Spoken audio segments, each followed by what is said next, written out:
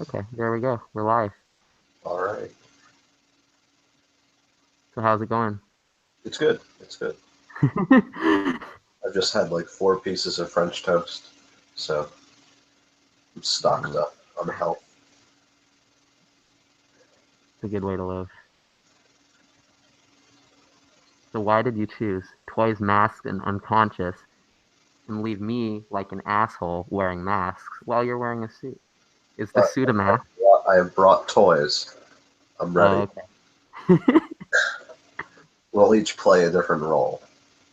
Now we Okay. just now we just need the unconscious to make an appearance. Oh, the unconscious is always there. But it never makes an appearance. It is the viewer right now. So, toys, masks, and the unconscious. Well, first we need a third participant, Okay. which is that of So the who's toy itself, who can talk as well. So, I like this mask better. So the toy, does that toy have a name? well, he is kind of a branded puppet, but I like to call him Donzo because it's similar Gonzo? to a name that well, the brand of puppet that he's from. His brother, like his brother puppet, Mm-hmm. was big on a New Jersey TV show, which was the Uncle Floyd show, and his puppet was named Oogie, and he looks basically exactly like this, but with a different hat and different hair. Mm-hmm. So this is my rendition. This guy's a bum. He's more of like a trashy guy. Oogie Hmm. was more classy. So I have a question for you. What do you think the difference is between somebody talking with a mask and somebody talking with an extension of the self, like a puppet? Well, see, the mask allows you to go into a more full discourse. You have to maintain a persona with the extension That's because true. anything that a ventriloquist says. Well, this goes back to ancient Greece. The ventriloquist was speaking for the gods, was speaking for dead souls. Whereas with a mask, you can change, you can like be out of history, you can be out of context completely. Whereas with Hmm. a ventriloquist, it's still your voice as something else, or your voice channeling something else. It's like a medium can't put on a comedy act. A medium has to be like, oh yes, they say we love you and miss you. You know, Hmm. they have to maintain an act. Whereas with a ventriloquist's puppet, uh, with the ventriloquist puppet, you're kind of forced into the role of comic, just as with the ancient ventriloquist, you have to be a prophet. With the medium, you have to channel the dead, and with a ventriloquist puppet, you have to channel comedy. It has to, and usually the puppet is a lot funnier than you. You Oh, play the that's straight interesting. man. That's how I feel about when I post about Freud. I feel like Freud is like the marionette, and I'm Exactly. the and I'm the dummy. And then Freud says stuff, and it's like, wow, Freud says great stuff. Of course, I am taking And what then Freud said, we have but it's Punch like and a Judy. challenge. You have to play the conduit to the other's idea versus the mask is just sort of, well, right now I suppose I'm a conduit to Raphael, but he doesn't really have much to say. Plus, this is so distorted that it's like no longer a Ninja Turtle at this point. It's like a Lucha Ninja Turtle mask that I got for $15. This is like this reminds me of like an old, very dead meme. The Yeah, lulz turtle. It reminds me of it because that's why I got it. There used to be this meme of a guy with a really terrible Michelangelo mask, and then I saw this one, and I was like, "Oh wow, I gotta get that." and with Yeah, Freud the as the mask. puppet, we also have Jung as like the opposition puppet. They're always like Rock'em Sock'em Robots or Punch and Judy Yeah, boxing it out. Even though there was like, even though there's, you know what I mean? It's like we've made conflicts where there were once none for the purpose of comedy. We've created the meme history, which is that Jung and Freud are like antithetical, hated each other. even CBT, we've made like this, we've made it into this great monster, which is I good mean, because we have control over ideology because we've simplified it. it's not a monster so much as it's just it's spark notes, I suppose. I feel like CBT is like just it's psychology for people that don't want to learn psychology. It's psychology. It's Therapy behavioral for people who don't want to get stuff. better. So it's like, how do you get somebody to do a behavior, and then you do this, this, and this, and you sort of circumvent the psyche totally, and they see that as a positive because if somebody tries to interpret the psyche, well, they could be wrong, right? You gotta get rid of. So if you can't be wrong. It's like 100%. You can do a behavioral intervention. You can do it with a smartphone app. You can, and they have CBT smartphone apps. No, really, because there's no margin. There's no therapist stuff. Beside the therapist is fully removed. It's no longer the puppeteer, the therapist, and the conduit for the unconscious. It's just fully. It's the ultimate death of the author, really. The postmodernist writer should love a CBT because you're fully dead. You're you're merely a conduit for behavioral tools, which is a good thing if you're writing something and trying to make it as objective as possible. But I think the case to tell people that psychology is necessary is sort of a difficult one, especially Perhaps if that they're is not why, really interested in in it. our postmodern world, where another aspect of it is that everybody is true, everything is true, and so with the truth of, we have the most population now, so many people, everybody has their truth. We have to deny the reality of it. That we have to say thoughts, feelings, behaviors, because if we were to acknowledge the unconscious and the unconscious of everybody, it would be unbelievable because there would just be sort of this, like if we go with a Jungian collective unconscious, you'd have this massive powerhouse that is so easily manipulated uh, that we couldn't believe it. It would be something horrible to acknowledge that yes, I am at the whims of the people around me. Whereas if we can say, oh, just it's just personal, it's just objective. You can use your phone to change your life. It really is. The Apollonian, like we want to be able to say that. We want to have no unconscious. Nobody wants to be unconscious. Nobody wants to be controlled by the mass. That's why zombies are this horrible thing, because they're purely unconscious beasts, and it's everybody but you, which is why we can't acknowledge the unconscious, because we would be a zombie. That's true. That's so funny you say that because I think the framework is, oh, I have the knowledge, ergo, as the carrier of the knowledge of the effect of the unconscious, I am somehow above it, and I am somehow not a wet robot, as a Dilbert man would say, that's programmable by the various forces, and I'm somehow above the 90% irrational, 10% rational model, and I think once you acknowledge the sort of zombie-like undead nature, which is sort of difficult of existence, then you can start to build a very real foundation of the psyche that's sort of more meaningful That's why and Nietzsche less. is so important to psychoanalysis, because he acknowledges mindless irrationality of the group. And he doesn't say it's a horrible thing. He's able to acknowledge the Dionysian as a necessity and as a beautiful thing. Uh, but he's also able to say that it should be grown, that we should grow from it and grow. Because he sees that being blindly Apollonian, in contrast to this Dionysian erratic, irrational mass, doesn't work. It doesn't Mm, work to just be against it. It works only to grow from it and to change.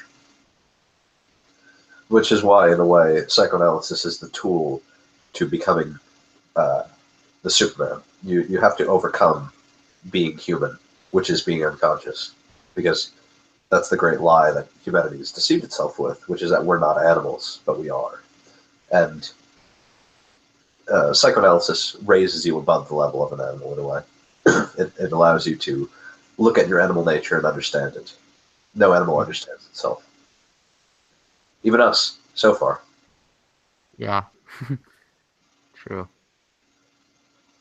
which is why okay, toys we can understand through toys. We have a very, very good understanding of how toys are beautiful, and toys are a representative of us. Consider the Transformer. You see people around you, you see seasons change, you see people change their outfits, we see a constant shifting and change.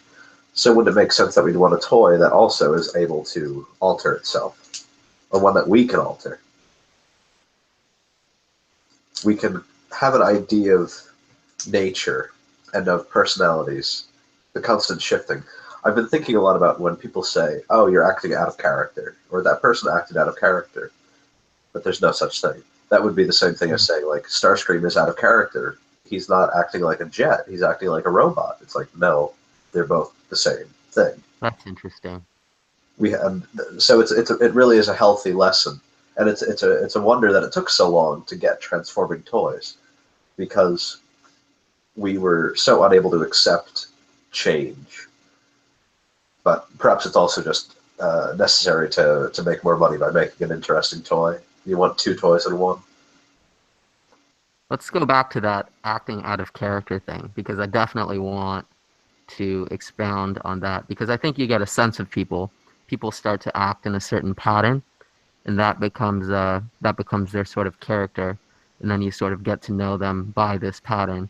So as you said, there's no such thing as acting out of character. It's They sort of we force them into the role of an archetype. We force them into that, and so when they act as the individual that they are, because the reality is that they are not other and they are not an archetype. It's simply how we have perceived them, that they offend us, and we're kind of disgusted. Like a lot of times in a relationship, the final thing is that, oh, you're not the person that I fell in love with. It's like, of course not, because they're not an archetype. They're not this other that we've put psychic energy into. They're a real person. And that's the true test of a relationship or a friendship, is seeing that they are a person, which is something that nobody wants to do, because being a person isn't cool. Being a person isn't romantic. yeah. I think it's very the relationship to the false self or the persona in object relations, they call it a false self, and they say it's a necessary part of development, the false self. And then Jung sort of takes the opposite view and is always trying to be outside of persona. It's a very tough concept, and I think we're playing with Lacan's imago in terms of how other people sort of perceive us. And I know I, in my own practice, try to make clients aware that their interactions with people aren't necessarily, it's not necessarily the greatest good to be off the cuff and irrational, sort of, and remove all aspects of persona and mask. Because one, you no matter the situation you're in, you have a mask. Right now, I'm very clearly masked. But you know what? I'm gonna take this off really quick. Now I'm person again. There we go. What a very different experience it is talking to a face than a mask, right? Yes, a different experience with somebody with glasses or somebody with a Oh yeah, suit. someone. We have created the persona in the costume. Yeah, exactly. The costume sort of becomes it, but then you take this face and this sort of self and you put it in different situations. If I'm in a classroom, I'm a student. If I'm in a lecture hall, I'm an audience member. If I'm hello, other Elliot. Hello. Welcome. Hello. I can't take it off because it's coming out from my head. If I am in a household, perhaps I am a member of that household. That is my persona in that system. I just want to share this. It's maybe so far a 4-minute long imager update of the student or a co-worker, peer I used to have at school. Anyway, it's like a 5-minute video, or it's not continuously 5 minutes, but clips over 5 minutes of her trying to get her 2.5-year-old to eat food. And I don't know, I can't help but reflect on the psychoanalytic ramifications of having all these small windows into the parental world. I wonder if it's a way of making themselves not into a god. Maybe they feel like the child is wronging them by not accepting their piety, and so by showing it to other people, they can make it a joke rather than this like intense relationship. Well, yeah. Though it opens the window for all kinds of things. It opens the window for someone saying, "How dare you talk to your child that way?" Or any, it's like, but maybe that's intentional too. Maybe they want other people. They don't want it to be. This is kind of actually what you're saying. Like Camille Paglia recently said that the nuclear family is this claustrophobic unit, and like all this stuff brews in there. And so, yeah, maybe if you open that window up into a kind of public, it becomes less like that. Is your room blue and yellow? Yes, it is. You're the only other room I've ever seen that has that. My room is also blue and yellow. Wow. Yeah. Where's the yellow? Do you have a tilty webcam? The yellow is That's here. Oh. Wow. Okay. Yeah, I gotta put my blinds back in. Sigmund Freud's dank meme stash. The close the blinds. It's dark in here. Blinds. Or that's how we like it. Rather. I also see. It's funny that we're going into the room now, because if you have Sterner, I don't know if you know, I've got Nietzsche and a blank model to project my anima onto.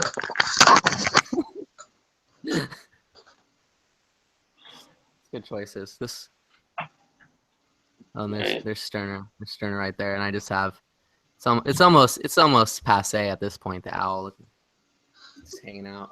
That wasn't my design choice, for the record. I blame the other for that. But yeah. Your girlfriend or your other? Of course I left it there. What? Your girlfriend or your other? Or both? It's both. They better be the same. No, I don't know. How dangerous is it, would you say, for the girlfriend to become the big other in your life? If they become the outlet for. Well, it's funny. The colloquial term is the significant other, isn't it? Isn't that kind of like saying the big other? Yes. So well, I mean, if your spouse or your partner becomes worse or more unconscious than the government or school or work or whatever, how, you know what I mean? Like, that's a pretty bad situation to be in, one would think. Well, then you're in a realm of codependence. I mean, not that you don't depend on your partner, but if you're fully attached to your partner's mood, yeah, that is not good. It's kind of like in Twin Peaks with Cooper and Diane. How so? In the very end, when they're sleeping together. Yeah. After her face has been removed, after she was no longer other, and he was other to her as well. He was the shadow, and he's removed his shadow, and she's removed her mask, and so they became themselves. But look at what happens because of it. Well, Diane disappears. Spoiler. Much more foolish and evil in a way. Yeah. Well, I mean, I already spoiled it, but when Diane's face gets removed, then she turns into a ball. She turns into a seed. But the seed has no characteristics, so you're the flawed. What is it? The mass. You're less than, or you could be a perfect nothing, a perfect seed, right? But then you're nothing. So how do you sort of reconcile? The way I see you reconcile it is, I can be the creative nothing, and to the extent that I have to be persona in other people's lives, I can do that to an extent. But that's not. It's only a priority in order to, as Sterner says, Sterner in the background of Elliot, other Elliot. Laura is perfect only in death. when she can remove her face and have pure white light, whereas the reality of her mother is a constant evil behind the mask.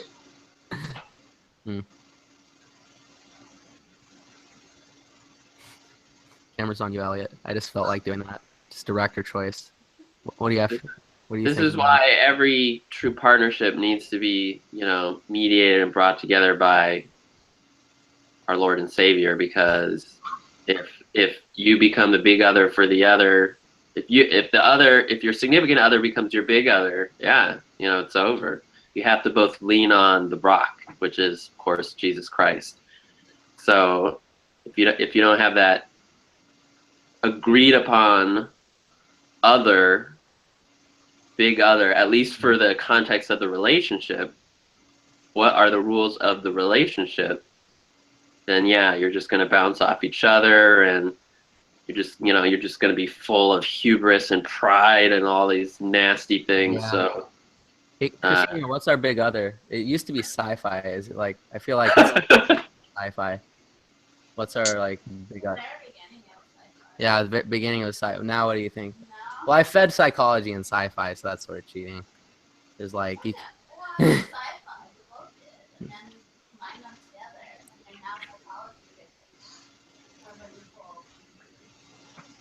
yeah, I think science fiction is a good replacement for religion. Well, it's the secular religion. It is. Especially Star Trek. Star Trek has an entire moral code. It values logic. Mine is art and magic. We are consistently trying to. I think that's good because we have kind of this goal. We're going towards something. Science fiction is also going towards something, but for us, it's like we need to become effective artist magicians. It's not always, though. I mean, there's an extent to which people always gloss over how all the ways that Star Trek is exactly like our world. How so? And, the most powerful and important institution in the Earth is a military institution, which has hierarchy ordered by, just in the way of the Navy or whatever. There's other peoples with whom we have tentative relationships, even if they're adversarial, but we have a kind of blanket, prejudicial idea of like, oh, they're a warrior-like people, or these people are like this. And, that essentially describes our current geopolitical kind of scenario. And so I almost, like, on the spectrum of sci-fi, Star Trek's almost too grounded, not just in a contemporary image, you can argue about that, but just in institutions like the state and the military.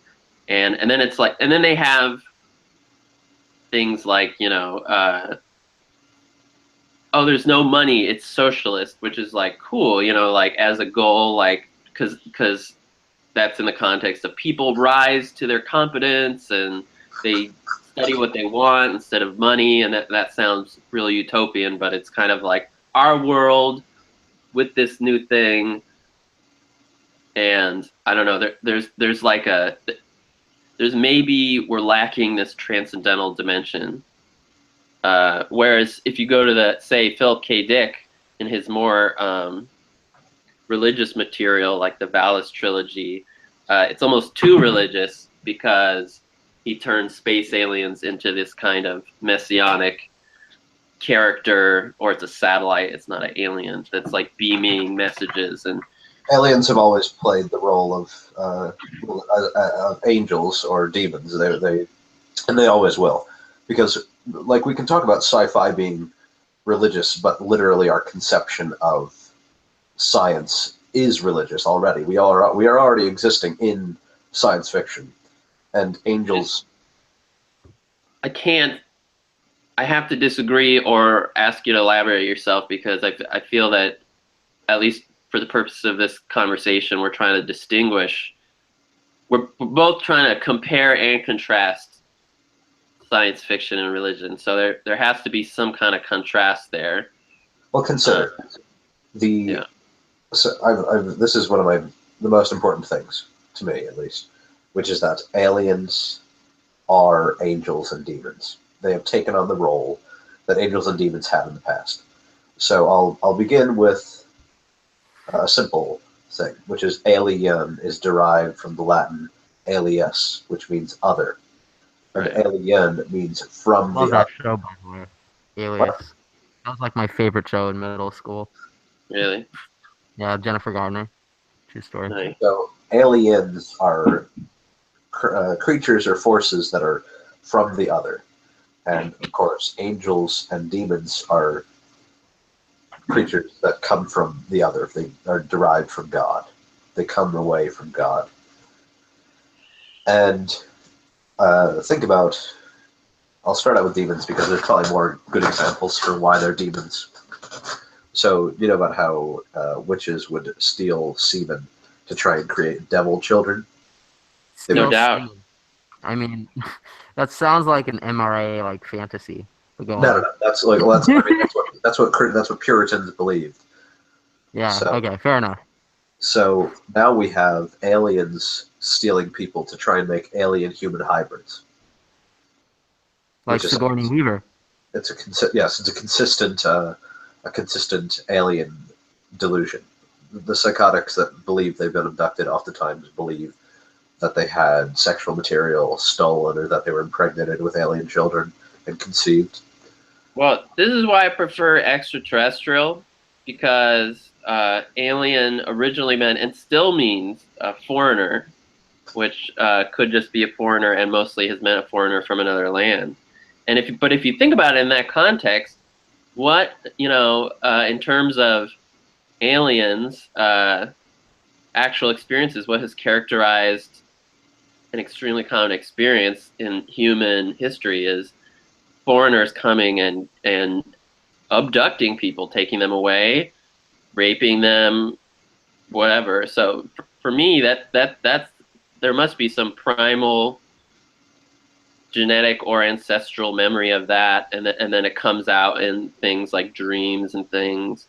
Exactly. We make foreigners into demons, which is But you why. know, the case against saying extraterrestrial instead of alien, I think the extraterrestrial. Yeah, we're gonna box it out. I'm all Raphael'd out. I Oh guess wow, that just looks right, doesn't it? Just Raphael mask. Just besides the point. The point of using aliens instead of extraterrestrial, I think. Elliot, where are you going? Oh, besides the point. bringing this poster out that I happen to have. Nice Lucha Libre show. I was just there. It's gone now. Sorry. But okay, so you want to avoid loaded terminology by using extraterrestrial. It's a way to sort of take away that all the history of, like you said. But then you have to think about it's like, well, what's the goal ultimately? And when you take away all the history of Alien, including the battery of signifiers of Alien as foreigner, Right. then I don't think it's as effective in terms of describing space aliens. I think when you say extraterrestrial, then you're sort of thinking about the linguistic formatting of extraterrestrial, and then you have to it sort of has a dry quality to it, and it doesn't lend itself to Yes, fantasy it projection has like a Alien. dry taxonomic scientific. Scientific, it's not like scientific how in that is dry, you know? Uh, well, no, because that's the purpose of scientific terminology is to create a divorce between mythology and our current understanding. Then doesn't that raise the question of like all the people now that love science and love talking about how science is cool are in fact being completely unscientific because it's not dry and boring and it's no longer logical. It's simply look how cool. No, but I'm not saying it is dry and boring or it's not. It's just that the whole point is to create a break between the ancient. It's like we're building up a new, what's his name? Billions and Billions guy. Sagan. Yeah, Carl Sagan. Sagan. Yeah. He talks about the demon haunted world. We have to get rid of those demons. But then you re-enchant the world through, a fascination with all the workings of nature, which we, you know, understand more about, but is still pretty miraculous in its own right. So to me, it's not about it being dry or being fantastical, but about creating this break between the fantasy. I'm not saying this is 100% possible. I'm just saying this is the idea behind it, is to create this break between old mythology and creating a new scientific metaphysics and that's the point of terms like extraterrestrial, is that it's just life that's not from Earth or is not on Earth all the time. It's an extraterrestrial. It's a specimen. Do you ever talk to people about extraterrestrials? Because the only answer that I get is that, yeah, they're probably out there, but they don't look like us. I hear that constantly. Oh, they're probably like way different. You know, everybody believes. I've never met one person that little green men, perhaps. No, just like back in the old days, like us. Nobody would believe that there weren't angels or demons. It's simply right. not possible. Well, yeah, exactly. This is exactly what I'm talking about, Chris. That's a scientific. People have come to that opinion from reading about evolution and about biology, and you know they realize that, at least tentatively, we can't say this because we haven't gone and seen aliens on all these other planets. But why would life so distant from us evolve to be like us, as it, you know, appeared in so much science fiction? And so people are like, of course there's life, the universe is so big, but why would it be humanoid? That doesn't make sense. But they don't actually understand evolution. They're just going off of this collective myth. They when you have something that's pretty rude, number one, Chris. Number two, hold on, really quick response. Number two, understanding is collective, and so they can understand somewhat the argument of that, like, you know, why things would not develop identically here, that's more fantastical, even if they don't understand natural selection and mutation and all that stuff. I think there's an intuitive understanding coming out of collective discourse. Anyway, I'm done. Okay. I think the point of having aliens look different from us, outside of actual aliens and stuff like that, is when you have something that doesn't look like a person. Like, for instance, this. When you have me talking through this, you can sort of project onto this, but you can't really project onto that. It's harder. You see what I'm saying? So when you have like a face versus a mask, like an alien, you can project qualities onto an alien that doesn't look like a person, but an alien that looks exactly like a person. Like, for instance, you know, it's interesting about every Star Trek races, they all have their little addition to them, and the more additions to their face, the less human they are. Like, for instance,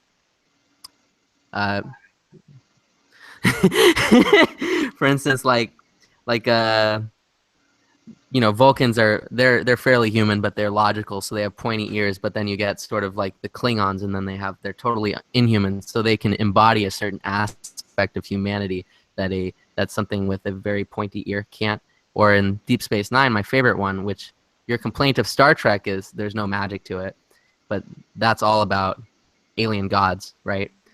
So I don't know if you've seen Deep Space Nine, but in Deep Space Nine, it's the whole story is he's an emissary to alien gods. So it's very trippy. What? Yeah. Okay. Well, it's very different than the other ones. I haven't seen enough of it then to even pick up on that. That's interesting. Yeah. So then you know.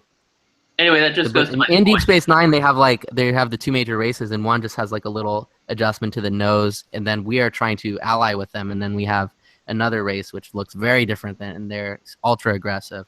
So you get that theme of projecting specific qualities that are repressed with the mask. Aliens come back as a mask, and then depending on, like Chris had at the beginning, he had a puppet or a projection of an extension of humanity or something entirely different. You know? Okay. Right. So here's my point. I'm not trying to be rude in that evolution is not understood. It's understood, but like you said, collective understanding, all understanding is collective understanding. So my argument is, how could it be not religious if it is collectively understood. Anything that is collectively agreed upon cannot be outside the realm of an archetypal truth or sort of this natural unconscious belief. We cannot collectively. I mean, you know, maybe it finds root in something like that, but I mean, I think you're underestimating the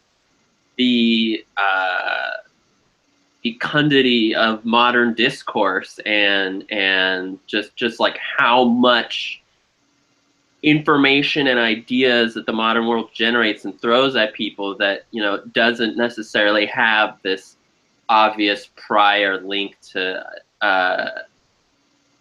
those ideas. But I'm not trying to say I disagree either, but it's still, my point is not that it's archetypal or not archetypal or something. It's just that people understand that insight of evolution and divergence of development and the you know, radically alien as a scientific insight, which is that, you know, we came about in specific circumstances, like, oh, you know, there's all these stories, whether they're true or not, like we were in the plains and so the plains ape stood up and then he could see around and that's why we're upright and all this stuff. Like, everyone's heard stories like that who's had any kind of education. And so they understand the idea that how we came to be how we are is contingent. That's the scientific part. And so the idea that this totally contingent being in some other place would be just like us doesn't make as much sense. Whereas, you know, we have these mythological ideas that, you know, there's all these gods in the underworld and up here, but they're all kind of like us anyway. So I think there's another element there. But I think all that anthropomorphic mythology is, you know, it's trying to repress something that's radically other, which is, you know, an awareness of the total indifference of the universe to our well-being and, you know, the total, you know, nature is ruthless, doesn't listen to our piety and these kind of things. So I think that's it's still there. Thing though. Chris, you actually wrote something in the latest Young Freudians. I really liked your chart about, because you were talking I was like, well, at first I was thinking, well, religion is just a reduction you're using for collectively held beliefs, but the way you laid out the different sort of beliefs about the tree speaking, with psychology as the quote-unquote religion of this is the unconscious. Well, it is religious in a way. I can argue it's the most accurate version versus is this the tree speaking, or something from under or something from above is the Christian version. I forget. Can you explain exactly how you worded the various ways of a person observing a tree speaking? So the first is with the animist belief system, which is the most basic natural belief system, which is that if you hear a voice coming from a tree, the voice is identical with the tree. They're the same exact thing. Right. Which evolves into the pagan understanding, which is that there are spirits that inhabit trees. Right. Then we have the Christian, which is from Jung's analysis of a fairy tale called The Spirit in the Bottle, in which a spirit is put into a bottle and buried under a tree. So the voice is now being repressed. This unconscious content is being repressed by Christianity, which then becomes the religious Christian belief system, which is, the religious scientific belief system, which is that there was never a voice. This was just hallucination. But it's not hallucination with a reason. It's just psychotic. It means nothing. And then, of course, the enlightened unconscious ideal, which is that we had an archetypal voice, which we projected, unconsciously projected, but then consciously interpreted, which is the important relation that Jung talks about, and that is present throughout all of Jung's work, which is that we unconsciously project phenomena and then consciously interpret it. Even if we are literally creating the phenomena, we create the value behind it and then consciously interpret it.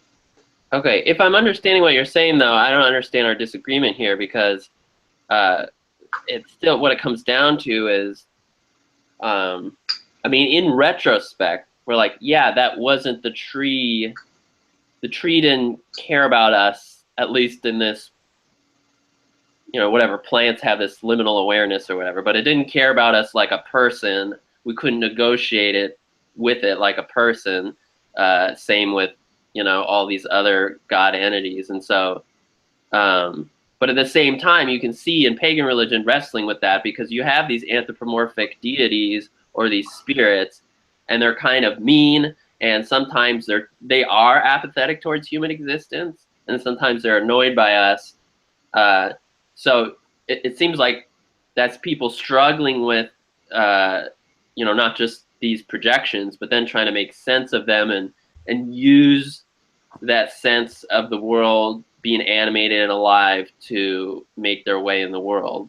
But so even from the beginning, I think people are trying to repress the idea that nature is simply indifferent, because that's so terrifying. It's not that it's indifferent. It's that our perception of it is an aspect of our unconscious. Let's say hi to this guy. Hey, Lao guy. Song. Sort of looks like a mod of ours, but I don't think it is. It's Victor. It's just my fake account. Oh, I was gonna say. I was like, it looked like Victor, but it says Lao.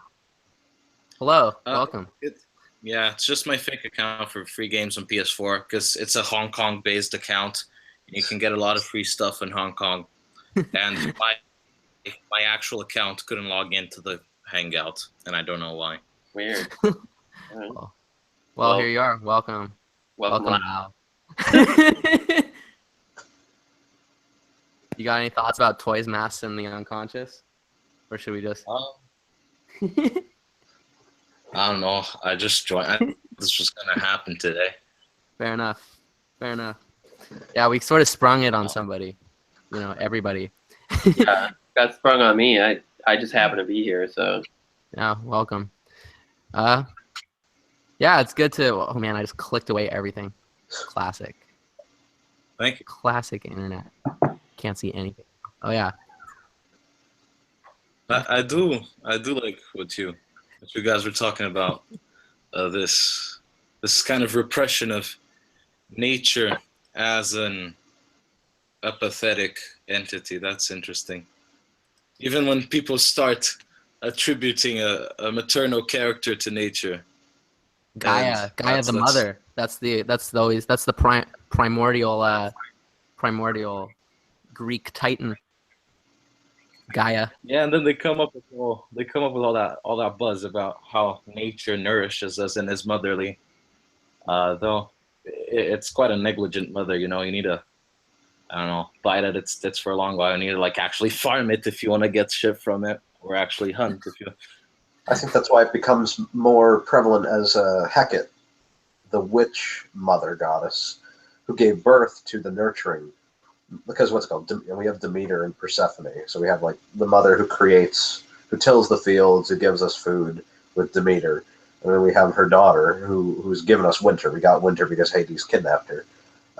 But originally, the grandmother and the mother of Demeter is Hecate, who's a witch goddess who is not good.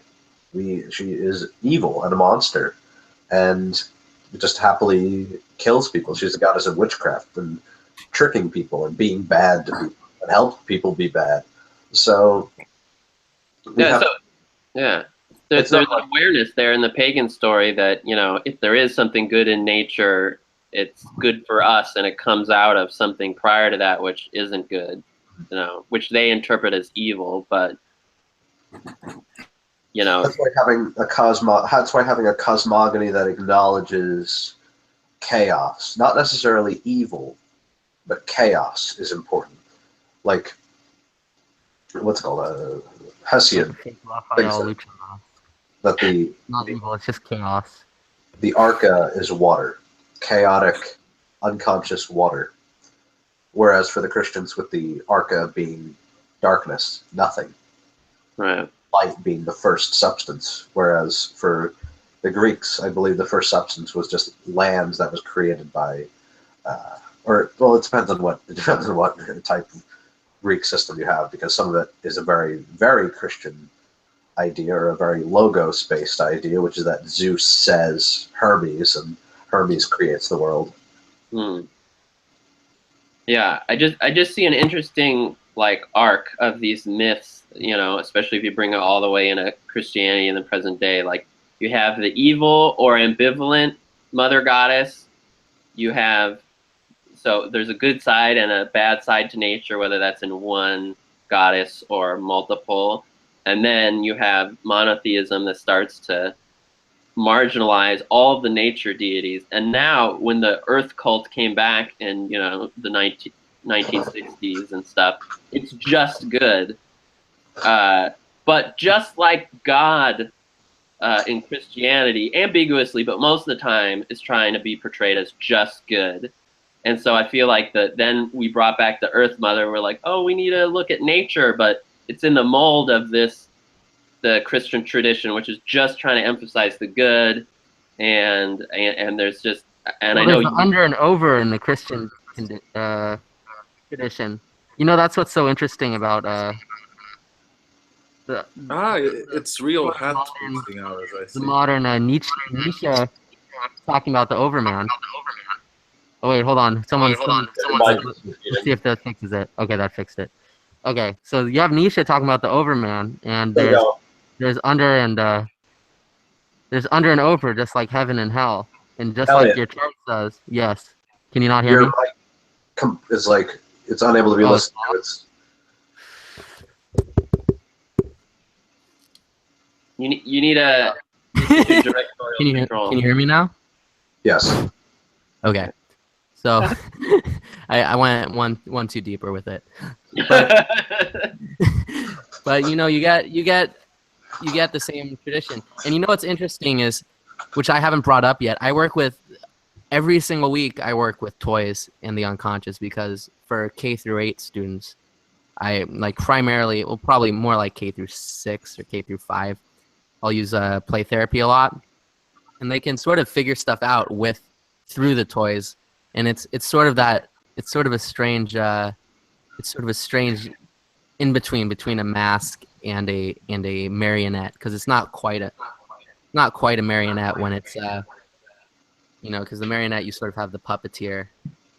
And It's an obvious manipulation. But then you just have a playing table.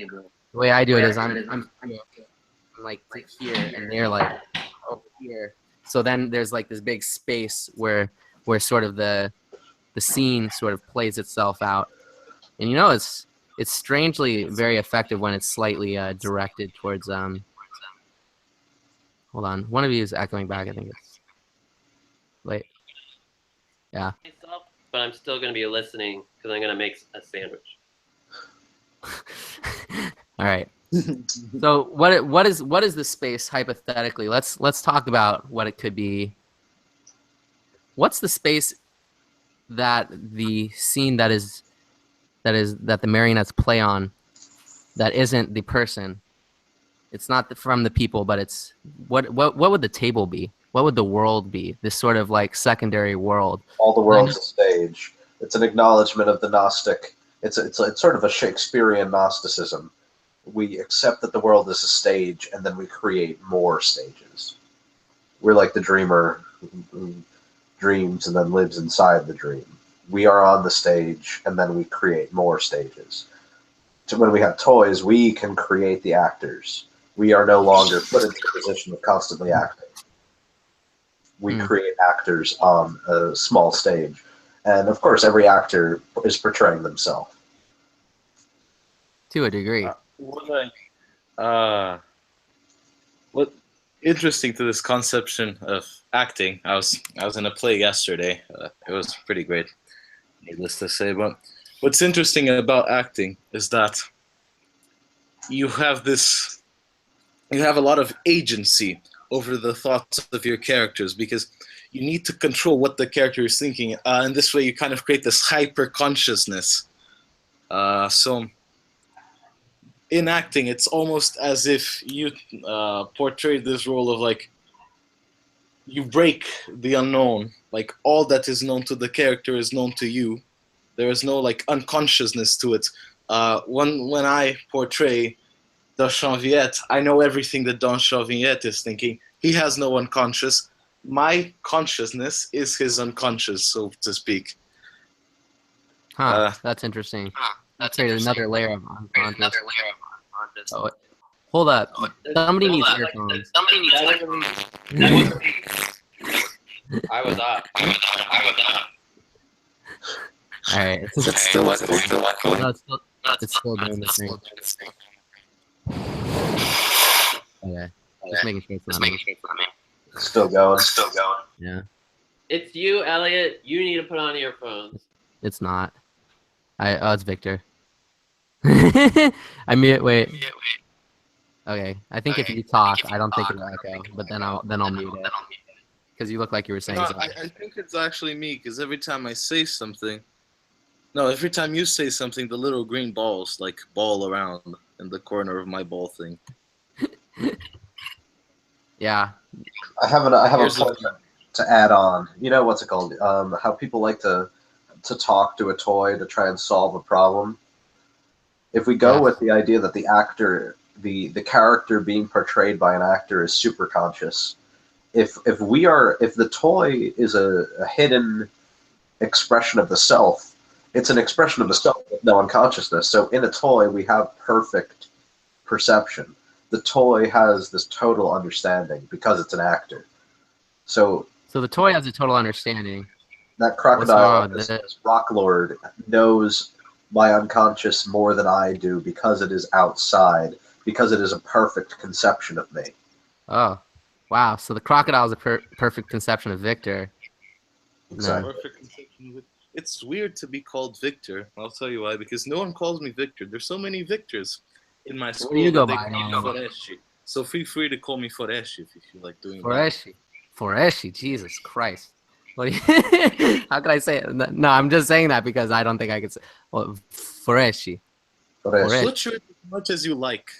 Okay, that's better. Because my instinct is to say Forechi, you know. So that's fine. Foreshi. All right. That's a great name. Foreshi. Foreshi. What got me a passport. It's what keeps me from being abused by the TSA a tad. So, yay.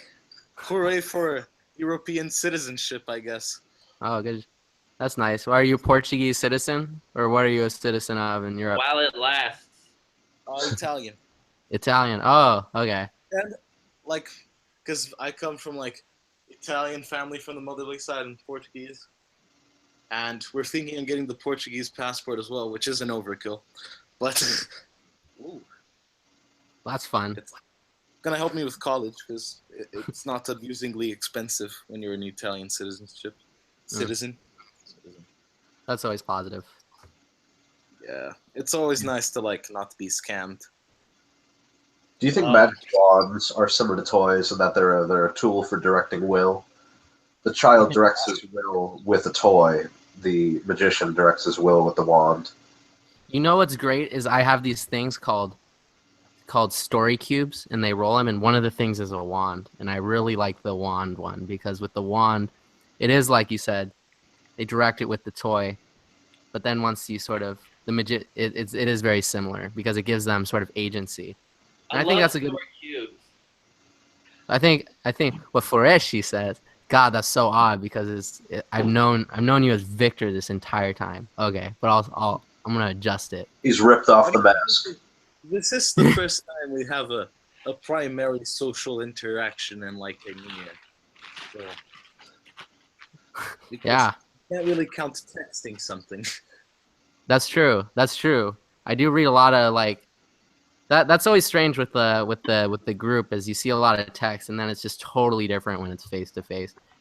It's so, is they when you talk with somebody there's so many that's the one thing I don't like about text therapy as a concept in the first place is it's one thing if okay, I want text therapy because I can't get out of my house and I have anxiety or I don't actually want to connect with another person and I sort of want to get vague. That's one thing. But to sell it as regular therapy, there's so much lack in between see me looking at you and talking to you there's a lot of and, there's a lot of with texting, yeah, it's very vague. Like sometimes people are saying something that's very naive, and it sounds very prickish and very, why is this random kid taking up my time in the internet? You know, that happens in texting, and sometimes people are just like actually trying to help you. Yeah. I But think that with texting therapy, something that I think is worth acknowledging is that it's very useful for somebody who is like internet. somebody more like on 4chan or Tumblr, somebody who exists as this kind of archetypal role. Like I talked about that. I talk about that in the meme essay about how the 4chan guys completely are the archetype of Pan. And Chris is the new Jody Dean. what? Meme essays about memes, the new Jody Dean. And what? We can't hear you. You said something about essays about memes. Sorry. Chris is the new Jody Dean. From, Oh. like, Oh yeah, the Jody Dean of memes. My meme theory will never be as popular. Meme theory by Chris Dean. Dialectics posting said I was a fascist. They said I was a fascist because I thought that a nation could have an archetype. It makes me sad because I know I feel like if any of us we were talking face to face, we would never argue. But because it's the medium of texting, because we have so many common interests, like I never, if somebody's like really into like communist, I almost never, I feel like get in arguments with them that are interested in theory, like actual theory, not just like, you know, bash the fash. But but then, you know, you get on the internet and it just, which is what I'm talking real. about. I'll go off of that. It's very important. When people are willing to be passionate on the internet and they can exercise their unconscious desires and emotions very, very well, even though it's kind of like being blind and just destroying things. What's important is that, like, consider, wouldn't a psychoanalyst that could literally enter your dream be an amazing analyst because they could literally interact with the unconscious, like in an Inception, they can change your mind through your dreams. The same goes for texting, which is when people are unconscious on the internet, and I believe they are. They enter into a different state of an internet consciousness rather than the normal reality of consciousness. There's a lot less walls to break down rather than with therapy. Like, you have to break somebody down each time because usually a person is not willing to just start talking. You have to have a hook to get them to start talking. On the internet, it's very easy to find that hook. Very easy because there's only so many. Internet. From what I know of the clinical practice, and I don't know as much as I would like. I mean, like, if the person is going to free associate and the person is just going to talk to you and like just talk about things and be comfortable with talking about his problems, there needs to be a certain degree of narcissism, a certain degree of I have these problems, but they're important. You know, I have a like, certain. well, that's the hysteric discourse, right? Is you're saying all these things you lack, but through what you say you lack, that's how you ascribe value to yourself. Like the person who says, "Oh, I don't do this, I can't do this, I can't do this." And it's different on the internet because people are always willing to vent on the internet. Always. No, I say on the internet, it's the hysteric discourse is amplified by the internet because it's so prone to like narcissism and so prone to like it just allows people to have this huge voice where they can just say it without any consequence. So if a therapist is able to text somebody like that, they can, and I wouldn't say texting with a phone because the kind of people that I think that need this kind of therapy probably don't have a cell phone. They're probably living only at home and not leaving home for. Well, there's some people with that enjoy text therapy specifically. But I'm talking about like guys on 4chan that don't leave home that need therapy. This is my therapy for neckbeards, for serious terminal neckbeards, which is that they require a special kind of therapy. That's like the point of my first essay in the first Young Freudians, is that the underground man of today, the Internet Underground Man, requires a therapy that, like in Dune, it uses desert power. You have to have a therapy that uses internet power, and if they're already existing in this little internet world, I would ask, oh, what are some of your favorite memes? They would send those memes, and through the memes, I could analyze, because the meme is the unconscious artwork of the internet. It's I remember purely, when I first started doing memes in the stats, I was like, holy shit, it's a good thing. No one, I was like, I feel like you could, if I was looking at all my memes, I would easily be able to take out, well, it's also my unconscious, so I'd easily be you able would to understand. describe You could find all of your problems just by looking at your memes. Oh yeah, pretty much. Like That's why I do films, so I can psychoanalyze myself.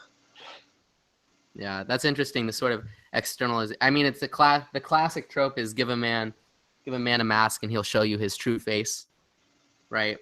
But also, the idea of a mask is, I think, more than just like a truism or something sort of silly to say. I think it's, like you said, it allows the unconscious to express itself in a more fluid way. And your persona is also a mask. It's the imago, or the imago rather. It's so then once you get rid of your imago, but you still have a presence, then you can speak without the imagos blocking it. That's why back in the day, all of the holidays had masks and had people in costumes and masks. Because how else can we express those feelings? How else can we express that reality other than with masks? It's so important that we still have Santa Claus and Halloween in America. Like, otherwise we would just be totally, like, we'd be flipping out. I like Santa Claus personally. I like the rest of this. You don't like Santa Claus? Well, I don't quite get Santa Claus. So, do you want to hear my theory on Santa Claus that I'm building? Yeah, okay. So there's a guy named Belsnickel in Dutch. He's Krampus, like evil Santa. Yeah, I know the Krampus story. Krampus is also Belsnickel. They're the same guy in just different nations. Belsnickel's original name is Kris Kringle, of course. When we have Santa Claus, we have this ideal, jolly old man. Also, the idea of any Catholic saint actually being a legit person is a meme. All the Catholic saints are just old pagan gods transformed into Christian figures. Even if it's real people, they're imbued with archetypal traits. So Saint Nick. Nick comes from German nickel, which is devil or demon. Nickel means devil. So, which is also why the devil is called Old Nick or Old Scratch. So we have Saint Nick. Saint Nick gets a lot of traits from Odin. A lot of traits from Odin. So we have this idealized, only positive Odin. That doesn't work. We can't just have the good god, which is why in Europe, Saint Nick always has companions, and his companions are always bad guys who take the children or beat the children. So you don't just have Odin, this kind of nice guy. You have Odin as the huntsman who comes and grabs people. He rips children away and runs off on his horse, which is why we have Krampus who steals children, Belsnickel who dresses as a wanderer and whips children. It's so important to have both sides of the archetypal Santa Claus accepted. You can't, like, America makes the mistake of having this purely positive Santa Claus. But so you're saying we should make coal great again? Yes, like we need to love coal. Focus on the coal aspect. Yes. Watch.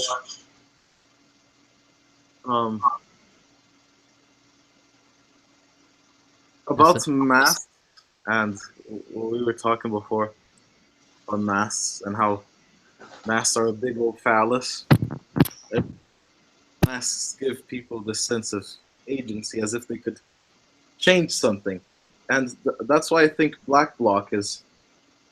That's why I think Black Bloc is essential. Having a literal mask is essential for like Antifa protesters and like violent socialist or communist or anarchist protesters, because it gives them this sense of like economic and political agency that they are deprived of, like through the physical use of a mask. So, yeah, it's not just about protecting themselves from the. Do I have enough agency now? Yeah, that makes a lot of sense. Oi, mate, we're going into real IRA hours. Yes. Real. Yes. It's time to make a militant psychoanalyst group. You should. I should probably like disclaimer. You do disclaimer. There's a good chance. There's a good chance that the U.S. State government. This sounds. I got a very strange message the other day from a guy who was supposedly a fisherman, and then he was like, "Is this person? Do you think this person is a Russian agent?" And like part of me, I was like, "Is this somebody who is just mistaken? Are they mistaken? Are they psychotic?" And then the third option is, well, the State Department literal job is to monitor social trends locally, especially Antifa, which is like this. So needless to say, there is a possibility that they are slightly interested in just monitoring, far left activity, which is ironic that we're. What kind of person did they think was an agent? What kind of person did they think was Antifa? Was it a mod? Oh, it was somebody asking about they said, if they're watching, they're probably not, but they were like, they go, oh, this person, I found you through this person, and I was like, I never post on this person's wall, but I knew who he was because he's just a constant shitpost communist memes, and he's from my hometown. So he said, oh, I found him from this person's profile, but we never talk. And then he sort of, I don't know. It was very stilted. It was stilted. The way he talked was a little stilted, like a cop. Huh. But that's just neither here nor there. Interesting. Because it's just, my policy about the U.S. I'm like, hey, go at it. I have no love, no love for the Antifa crap. I mean it's interesting, but it's like you said, it is a way, like you said. I can't believe I have to say Fereshi instead of Victor now. That's so messed up. You can say Victor. Don't worry. You can say Victor. No, I'm gonna say Fereshi. Fereshi. It's like Fereshi said. It is the extension. So there is the performative element to the left that also empowers it, just like there's the performative element to the right with all the alt-right stuff. There is a lot of LARPing on both sides. Them accusing each other of LARPing is that Spider-Man meme. Well, it's funny. It's like, at what point does it stop being LARPing? Because one could say LARPing won President Trump, his president title. People just shit posting, and so many people, But yeah, about the state, it's weird because Brazil had, like, 20 years ago, there was this very intense, like, military dictatorship, and it, like, tortured people on suspicions that they were communists and all that kind of shit. The usual South American dictatorship starter pack. And, like, it's menacing to make a comeback. But me as a student, who am I as a student? I'm the guy who keeps shitposting left shit in class. Yeah. I'm a social democrat. Like, at the highest extreme, I'm like, hey, how about we tax people? But of course, there is the communist LARPing in class because I have so many conservative classmates. But I'm certain that, like, if it does make a comeback, I'll be gulagged like first second. But that's the thing. The system won't. But people. I think what could scare authority is they don't understand the necessity of sort of a pop. Or what scares them is the fact that there is sort of spirit through these symbols that are far left symbols. So any sort of like interest in, despite not being Antifa, or me not being a communist, I saw this on sale. This Serbian parachuter outfit. Or the helmet. This thing is like this. First of all, I can't even feel that at all. Like I can't even feel the helmet shift on my head. It's crazy. but it's fun. It's the exuberance you get by playing with political symbols. And I don't think there's a. I bought this in the heart of the enemy. Oh, Elliot's so mad. His inner Peterson is archetype is coming through. I can feel it. We're all hoes. We're all gulag now. We're gulagged by everybody. We're gulagged by the state. We're gulagged by the right and by the left. That's the best place to be. Exactly. Then you're undead. We, the psychoanalysts, are the true revolutionaries because everybody hates us. Well, they're the, you know, they're the. I get a lot of shit from like my leftist friends because like they don't, because they're like, oh, but psychoanalysis isn't like scientifical enough, and I'm like, you're the reason why leftist theory is dying. If leftists would all just get together and read Reich, they might actually have a chance at having an effective revolution. Without sexual revolution first, you can't have revolution at all. That's like the opposite of what Zizek says. It's okay because I have this friend. It's possible though. But the Zizek idea, which I'll just parrot, is that it's like that's the fantasy, is that sexual revolution is just a part of the state allowing a certain amount of vulgarity. So then you think you're free because you're having sex in the desert, like in pervert. Well, that's why Reich is nothing like that at all. How's Reich like that, or how's Reich different? Reich is not like that because he's not just like, hey, LMAO, let's all have sex, haha. It's completely different. It is almost entirely about removing the psychoneurosis, and it's such a mistake to be like, haha, sex man Reich. Like he's not. He's our concept of sex. Yeah, but you have to make a distinction between the actual content of a theory and then what it broadly gets associated with and misinterpreted by people who like it, right? So it's like, you know, Reich is not just a hedonist, but you know, he got, at least especially in the time and place that he was operating, it would be very easy for people to just say, oh, he's just this sexual hedonist and that's it. And even now still, though I think that would be less likely to happen because people are kind of pro-hedonism now. Which is why they hate him, because he doesn't suggest straight hedonism. He suggests... I hate the way... Censored drug use. Go on, Victor. Sorry, what were you saying? I'm sorry. I feel like I interrupted Gabriel. I think you should go first. Okay. So... we can't accept Reich now because we want to be hedonistic. Reich does not.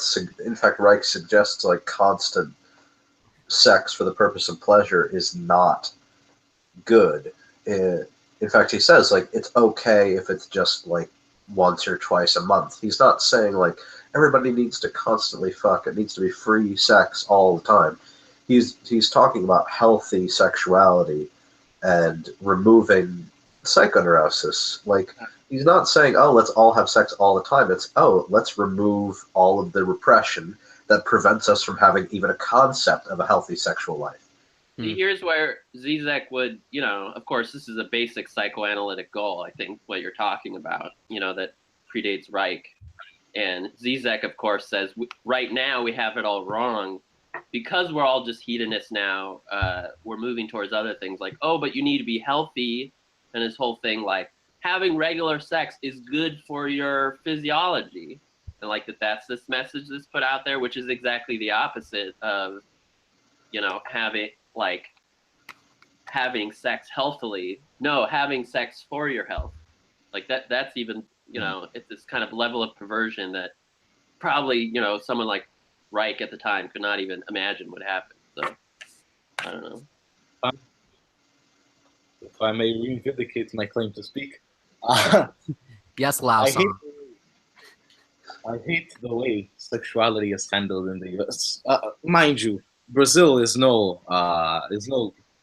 Don't get me wrong. No one in the U.S. is going to defend the righteousness of the United States view of sexuality. Just first of all, so no one's going to get offended by that.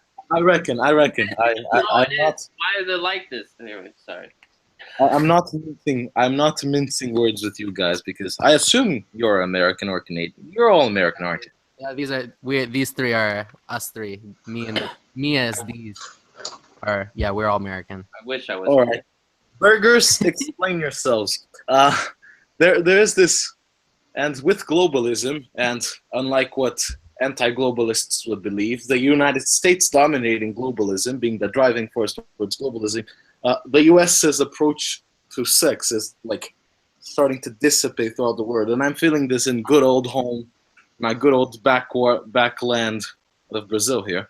I hate the way the United States like handles sex because it's very prudish, and it either romanticizes this very detached sex, where like there is no emotional element to it, and sex doesn't become this physical act which tightens the emotional intimacy between two people. It becomes like a secondary social action. It's like a exchange, almost a monetary exchange. Either that, or like you can't have it. And that's terrible. That's terrible because it basically terrible nuanced analysis. It's terrible, guys. Don't do it. But it commodifies people. That's exactly what Reich would see coming. Huh? That's exactly what he would see coming in a society that makes it something only about pleasure. Interesting choice of words there. That's so A to A, you know. That's so as Saint Nine would say, coming. What's A to A? A equals A. It's Coming. like that's the classic. Never mind. every time I read it like a psych text, I've purely sophist picked up their sophistry of like a communication, which is you always if it's too easy of a psych reference, you just don't make it. Like if it's coming, it'd be like then you go, oh, you could observe it, but there's another. You sort of just go. I try to refrain from sophistry, but I reckon I fail often. I mean, yeah. That's how does that ascribe value to you? What is that? What is fail? Or as Gestalt would say, what is failing at that do for you? That's the really mean Pearls. Also an anti-unconscious guy. Out of all the anti-unconscious guys, I feel like Gestalt is the most unconscious, involving. Like, you know what? Because sometimes like a behavioral technique or another technique that denies the existence of the unconscious will work anyway because it does utilize the unconscious. And Gestalt, oh my God, Gestalt is hilarious because it's totally unconscious. It's psychodrama is okay. So you're sitting here, and then I imagine somebody in the chair, and then you speak to the chair, or I could speak to the owl. It's like, what would the owl say right now? That's Gestalt. What would the owl say right now? That's very like you'd get pure unconscious content. I did that once. I saw someone who did that, and I got the fuck out of there after a couple of sessions. I was like, it's intense. This guy, it's very intense. Well, it wasn't that it was intense. It was. What was that? Like, I wanted to, talk about and think about and theorize about what was happening, and he was just like, "Why are you thinking so much? Stop. Your need to theorize is just an addiction. Like, stop thinking." And I was just like, I was looking at his books on his shelf, and I was like, Esalen Institute, fuck this shit. Like, in a way, Jung provides the help. Yeah, exactly. He talks about that. He's already done that. Jung already did that. He talked about how what's called active imagination. You talk to an object and you project. It becomes an archetype, and you can speak to it. The archetype will like inhabit it, just like the ancients would talk to idols and whatever. So the idea that that needs its own therapy, or that it needs to deny the unconscious, is so ridiculous. It should be so obvious. How could you talk to anything without first projecting? They can't deny at least what projection is. It's impossible. I think I'm almost scared to use this. I feel like this is a mask. Because the first lucid dream I had where and why I like owls is because I had a lucid dream where I realized I was dreaming while I was on a roller coaster. And this was pre-Freud stash. And I walked down a hallway and I opened and I said I knew I was dreaming, and I had all my dream interpretation knowledge sort of with me. So I was like, okay, I'm dreaming. I'm walking down this hallway, and if I open a door, it's a secondary part of the unconscious. So I knew that while I opened the door, and suddenly the entire room like is wavy, and I just feel like, and like it's very odd. I like walk into this like weird thing, and then what comes out is a hologram owl. Whoa! Holy It's shit! a hologram owl, and I'm like, and I go, "What's the deal, owl?"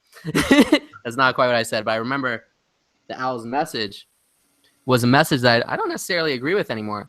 But it told me through ironic distance. Essentially, ironic distance is a negative, and you're not really inhabiting something with ironic distance. But that's just the best my unconscious could do at the time, and I think you do inhabit that. That's really. Could I make a point that's really interesting because it compares to a dream I had, very similar, in which I was giving a lecture in school, and I looked to my side, and there was a hologram door nobody else could see. I opened this door, and there is a statue, a bust of Hermes, who is, I could tell he was an AI. Hermes, like he was a hologram, but he still had the spirit of Hermes. And I talked to him, and he got really, really angry with me. He said, like, you're not asking me the right questions.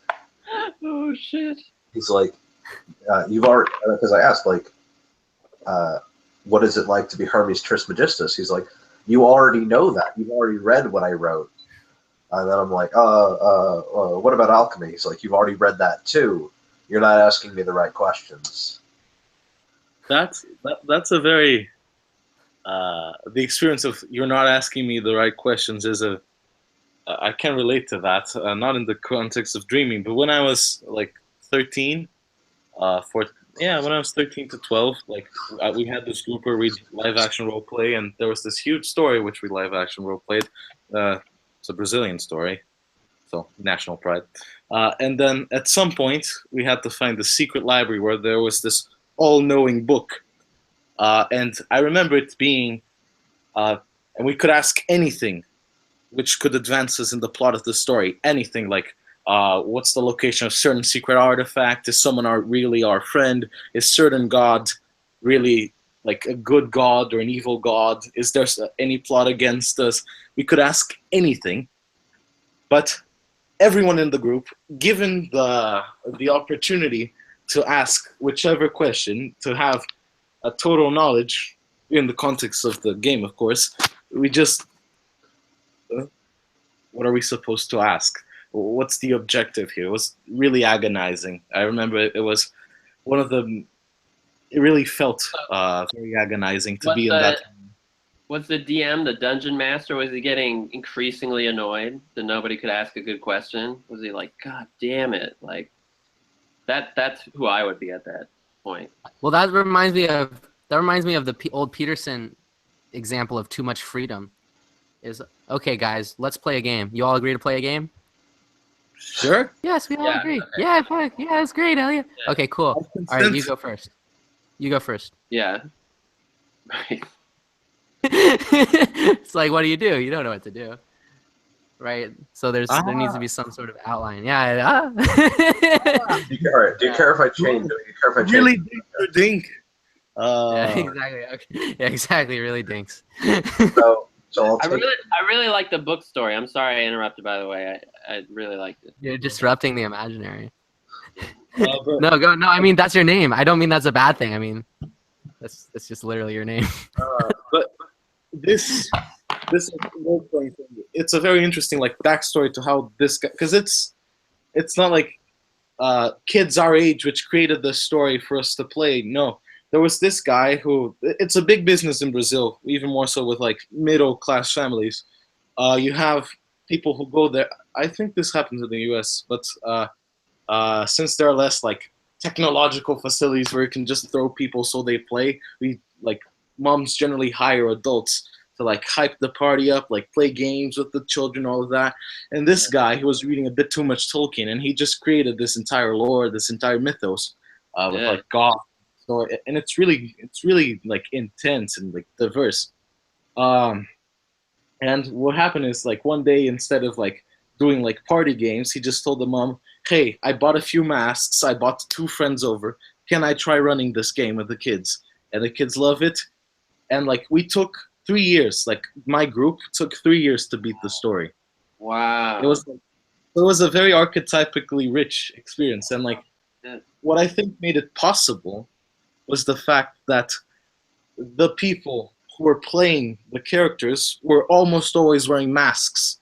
They were always wearing masks, and that made it possible for us to like project onto them like the enemies and the allies and like these people. And what was interesting about it was, unlike, I tried to get the same experience. I tried to get the kicks from like Dungeons and Dragons, and I haven't been able to, because it was like in Dungeons and Dragons you have too much agency. I believe that the dungeon master, the fact that the dungeon master is there and like he is just kind of there, and you can see like him like machinating. Like, it gives you too much agency in the story. In this case, it felt like no, you were kind of desperate. You just kind of had to roll on the story, and that was. I feel like I'm ranting at this point. That sounds so good, though. That's fascinating, though, because we don't have services like that in America. Correct me if I'm wrong.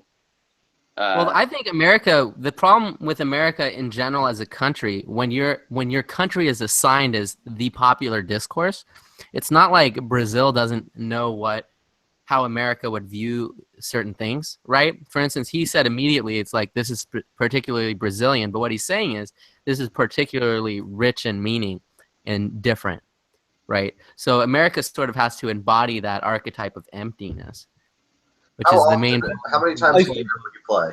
I think that's what you get with like cultural hegemony. Like the United States has reached a point where, like dialectically, there is no other culture that stands in opposition to it, because there was once the struggle between like European culture and like Brazilian culture, and we in Brazil felt that a lot because, shocker, the Brazilian aristocracy, which used to and still controls Brazil, used to subscribe a lot to this European culture, this European mindset. So you would see people like walking with suits and like in like the 40 degrees heat. I'm using Celsius because Fahrenheit is dumb. In the 40 degrees heat of Rio de Janeiro, that was normal. But nowadays, we've changed over to the Americans, and like it started changing, and then it went back over. And now Europe is like, no one talks about Europe. When people talk about freedom and liberty and an example for Brazil, somewhere where we should progress, they talk about the United States and how it's progressing. No one talks about Europe. And as Europe's fucked. That's why. What, Europe's fucked? Yeah, man. They don't have any Talos. They gave up their colonies. What are they doing over there, man? I know. Germany and France are okay, but that's it. Yeah, who wants to be? They were cucked because they decided that imperialism is shit. Oh no! Like now they're just imperialism without they're colonialists with no colonies. Homeless imperialism. Yeah, that's like it's one thing to be an imperialist and then you have an empire, but then just to be an imperialist with nothing behind it. My point being, the United States no longer has any other culture that has any serious opposition to it. You know, the American culture is like the general fabric of our consciousness. The U.S. won our minds. In Brazil, I remember even as a kid, it was inconceivable for me that the United States could do something bad foreign policy-wise. Like, I was playing Call of Duty with my father, or Counter-Strike. I'd always say, I want to play as the Americans. I don't want to play as the terrorists. I mean, terrorists are dreadful, don't get me wrong. Or in any other case, I was always like, I want to play as the Americans, not as the Russians, because there's always been this impending sense of like the United States as the good guys, because it's what sold us all this stuff. So I don't know, when I go to the United States, it's so weird to be there. It's a very weird feeling of when you go out of the periphery, you go into the United States, the de facto center of the world, and you're like, shit, I am here. This is where shit happens. This is where my fate is decided. and it's pretty interesting. You're Yeah, almost It's an interesting you're almost experience. you're getting me to like a Peterson moment. Because it's so terrible. Like when it comes about individual freedom, like it's really the death of everywhere. We've killed every symbol. Like the American D&D versus the Brazilian LARPing. We like the D&D is so we've killed every symbol. Every symbol that was once something believed and meaningful and deep.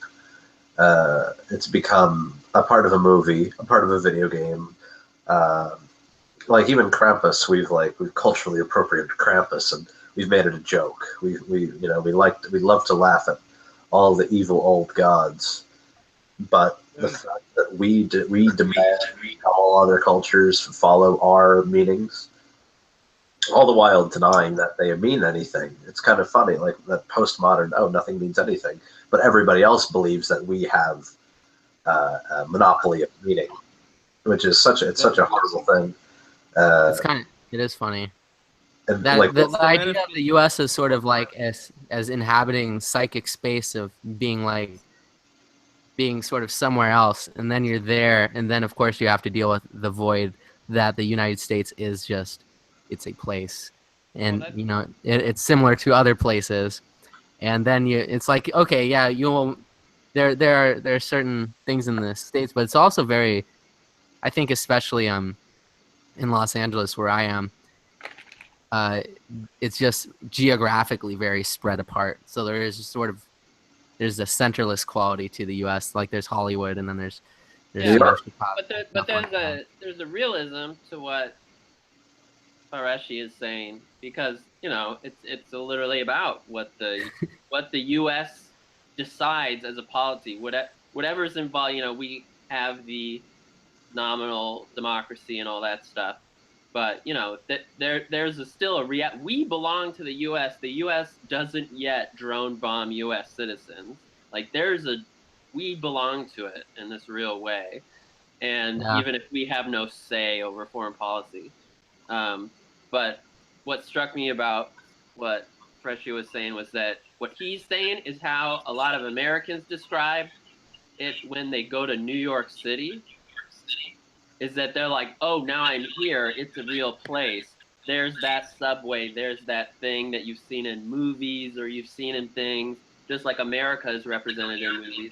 New York City is like this in so many American movies.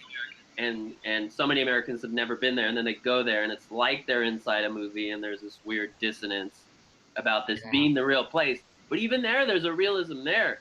And that it's more important because think about all the capital that flows through New York City every day. Like there is a way in which New York City is more meaningful, just in its like locus of power, and so I don't know. There's that effect. There's a illusory thing about it, about shattering an illusion, but then I think there's a reality underneath it that we don't fully comprehend how real it is or how much power really is concentrated in a city like New York City. But we have this sense of incredible, the guy behind the guy behind the guy who makes. Well, I think it's more like a positive feedback loop. There's like New York City, the place, and then there's New York City, the sort of. Sorry, I have to like turn down volumes because of a dream last night. But wait, hold on one second. The illusion, it's not like there's the real place. You were saying about you visit it and you realize, oh, it's real, but it's also fake, and the fake makes the real, affects what you consider the real. Like I think the U.S.'s biggest benefit is, we're the locus of entertainment. Like, do you realize what that means to be the world locus of entertainment? Right. Like the fact that we make movies and they're centered in the U.S. and things like that is is that affects people's viewpoints of what sort of that is the center of the place. It's the center of the world. It's the global imaginary, right? Like Yeah, the global imaginary. That's the perfect way to say it. And American. but again, it's American, American. it's American. the relationship with New York. Things have changed a little in the last couple decades, but so much entertainment comes out of New York or LA or some collaboration. It's like those places are the center of the world in terms of entertainment. Could I give a little bit? Yeah. Sorry. So, Give a little, get a little. I like to do because I do movies, and I think about how lucky I am to be able. I'm like you said, we're in the center of entertainment. I've been able to go to parties with like Jon Stewart, Kevin Smith. Like You motherfucker, you're like 20. we just we just like, you know what I mean. Like, just because I've been born into this great little location, because I'm right outside New York City. Everybody in my town just takes the ferry to the city every day, and then they come back. So we're on the suburban, or we have the suburban urban connection immediately, and everybody here works in New York. Almost nobody. See, this explains why Chris is so accelerated. You have no idea, dude. First of all, it's so much worse than you think. Because Chris isn't 20. Chris isn't 20. But yeah. Chris is a senior, right? He's like 1 or 2 years older than me, man. So in the city, like I went to the city on a trip to make a film, and it was kind of like, oh, this is okay. It was kind of like, because I'd been to the city a million times, but I never had slept over. So in our hotel, like the water overflowed from the bathtub, the hair dryer lit on fire. Like it was, it's terrible, and it smells so bad. Yeah. Every day, you walk around and you probably saw like 3 people a day that live in the city. It's a city with there's nobody who lives there. There's nobody's home in the city, Right. because Go there to work and as tourists. Right. like you said, it's the locust. Brasilia is No, go ahead. sorry. Brasilia is interesting in the sense that it is much like Washington. It might be the political capital of the city, but it's not where the money flows. There is São Paulo, which is where, it's where the three capitals. I'd say there's Brasilia, which is it's an artificial solution. So we're just let's build a city to be the political capital in the middle of the desert because it's more defensible. There's the cultural capital, Rio de Janeiro. Then there is the capital, the capital of capital, which is São Paulo. And going there, I had a very similar feeling because me and my school, we go to an MUN conference in São Paulo every year. We go to an MUN conference in São Paulo every year. And it has something very similar to what I felt in my 12-ish hours in New York, which is it has no adherence. It's like you're there, yes, but things around you are moving so fast. There are so many people. You have no agency in the environment around you. There is no way in which you can affect that. There's this hyper constellation of things happening, and you have no effect on that. And then you go to this big boulevard. It's lined with shops and outdoors, and you're just flabbergasted. There's nothing you can do. In the same way, when I was in Times Square, is it the big flashy thing? That monstrosity of architecture. I mean, we got a lot of big flashy things in the U.S., but Times Square has quite a few big flashy things. What a monster is that? That's such bad taste. That's why I like big cities like New York. It's because they're so overwhelming and everyone's moving so fast. You almost don't exist, and I find that yeah, kind of you can be the creative nothing. Can you show the Sterner again? Yeah, creative nothing. Never had a natural portrait of him painted. Why is that his famous thing? That's great. I should get one of those. Thank you, Engels. The best thing he's done. You struck me. Oh yeah, that is the best thing that Engels has done. We're talking about toys, and what Fureshi has told us is that the toy box is an American toy box. Nearly everybody's toy box is full of American toys. Yeah, well, you're welcome. We're Santa Claus. Yeah, we are the angelic and demonic Santa Claus. That is terrifying. And like you said, Donald Trump is hermetic. We have this hermetic Wotan. We have Odin for any president. We have More like Odin. Loki, but Odin. Both. We have Odin. Odin's a trickster. Wotan is like a really bad guy. But yeah. Oh, fair enough. I want to finish with one point. I want to talk about the toy box itself. So has everybody seen Hellraiser? I have not. I am. Like, Well, possibly. Other Elliot, A while ago. have you seen it? so I've good. played. I can't That's good, you know? It's the box, the puzzle box. Yes, the one that he changes the box. Yeah.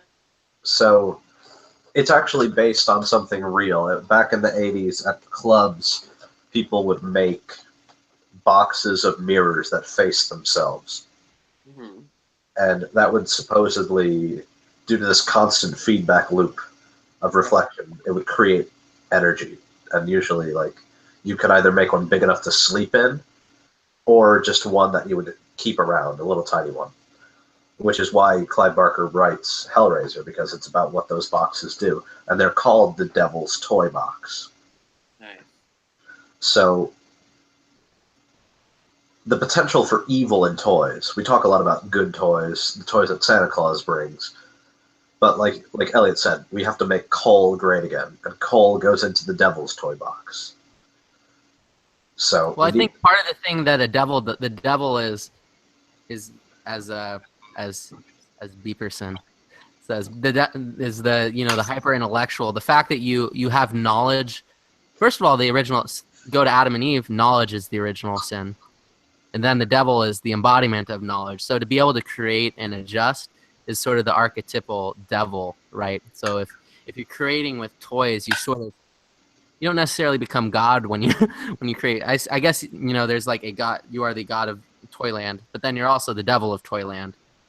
But then I would say more impactfully, you're the devil of Toyland because you are the calculatory, the one who knows. For instance, as I almost said Victor Frenchie. Damn it, Frenchie. Don't worry about it. Don't be yourself. Frenchie. No, it's Frenchie. Frenchie. Frenchie. What is it? Say it one more time. And you're not saying it. I can't hear you. Okay, it's working. My mic is working. Is it working? It is. Yeah, you're good. It's Foresti. Foresti. Yeah. There we go. There you go. It's like Foresti was saying. Now I forgot what I was saying. Oh yeah, no, he is the unconscious for the character. Oh, right. So when you have that really powerful role of the unconscious for something else, you get so much more control than of yourself, which is a self within unconscious, right? When you are the unconscious, that's a whole different level of knowledge and sort of manipulation, which is what you do with a toy. You manipulate a toy. Here's all the joy of being the devil. We can take something whole and tear it apart. That's why Legos are so great. Because I love Legos. I still this adds on to like agency. And like when back in my old house, I had this huge table where I had a lot of like Lego City Legos. And like my goal for it was to make the city self-sufficient.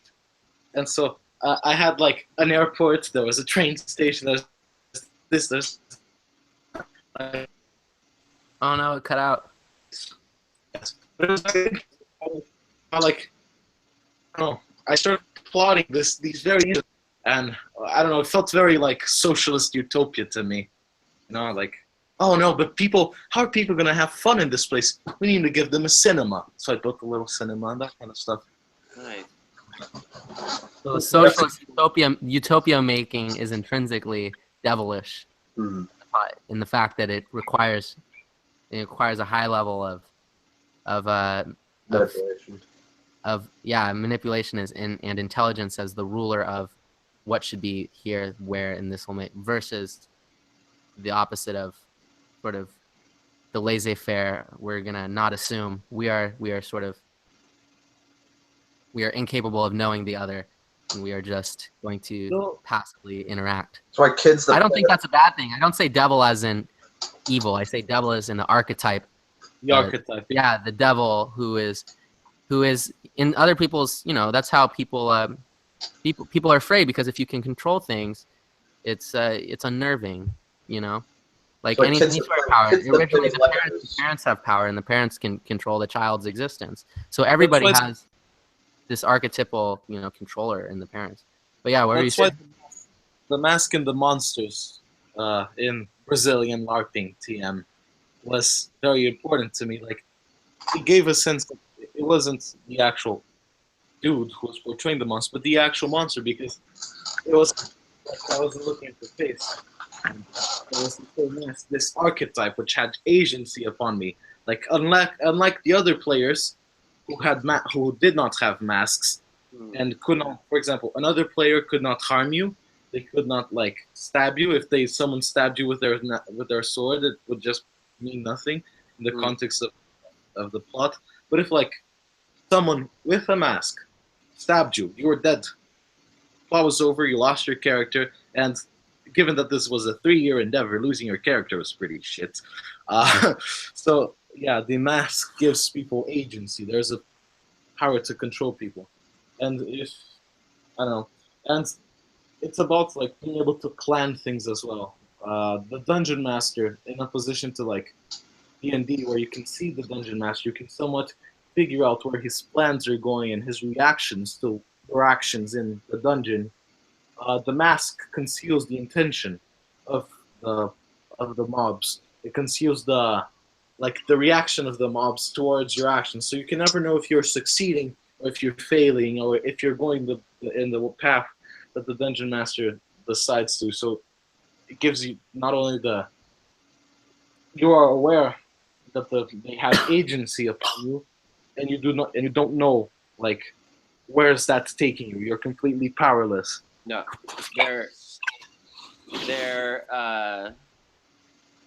it's hidden. It's hidden their real intention, basically. Right, which is scary. That's menacing and scary, just by itself. I like that slightly. I don't know. I think I first read this concept in Zizek, how the phallus is representation. One of the phalluses representation is the mask, because only if you have this agency needs to come with a certain detachment. You need to hide your motive so that you can change something, so that you can enact upon something. Speaking of agency and manipulation, I think I have to end this very soon. Actually, I have to get to writing a paper, so I'll. So do we have final thoughts on Toys, Masks, and the Unconscious? The American Devil's Toy Box. Toys that we play with have been designed to play a role, and it's a role that we all obey. There's the toy box, and then there's the toys, and then there's what they're sort of used for. The starting symbols, I feel like we want to say in Lacan. I feel like Lacan wants to say the symbol is sort of ascribed meaning through a battery, and there's nothing in itself. But an owl is a very, it's a there's so much. What? There's so much ascribed to this already. What's it made of? The owl?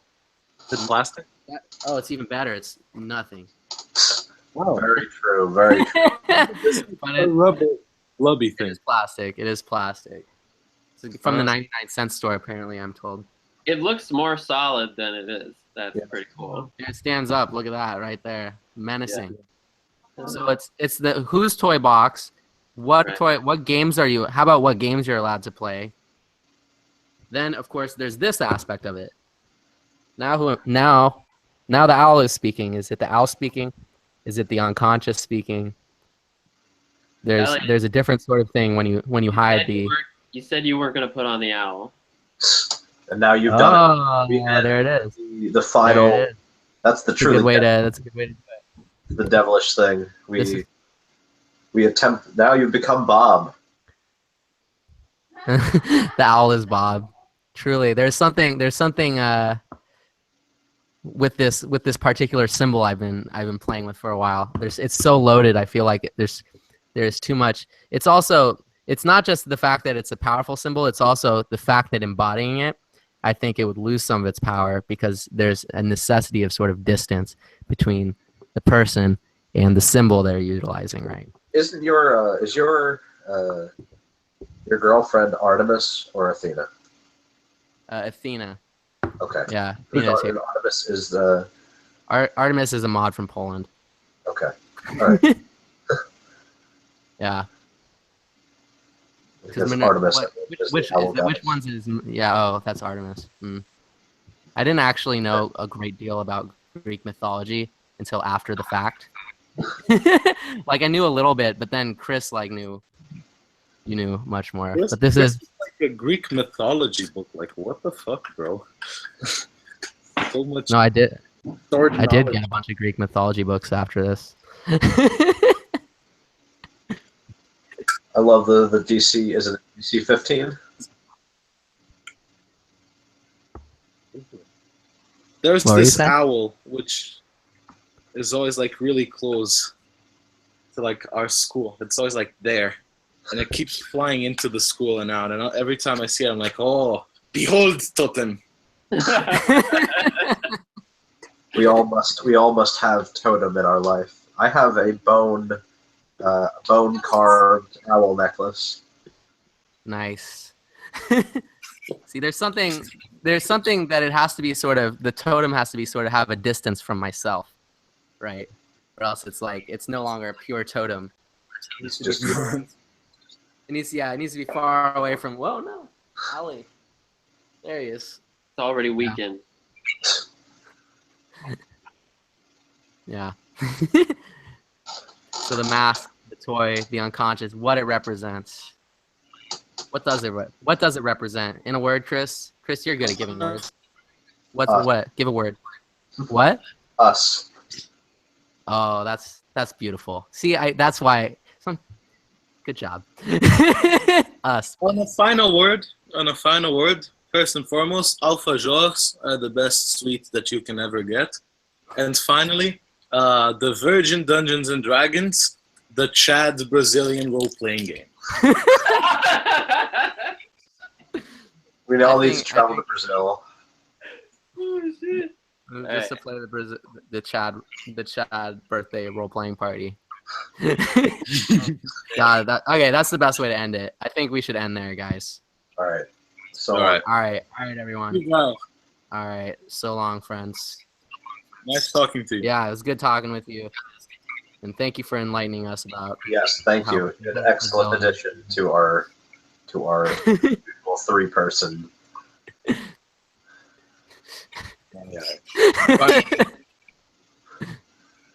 All right. Good night, everyone. So long. Good night and good luck.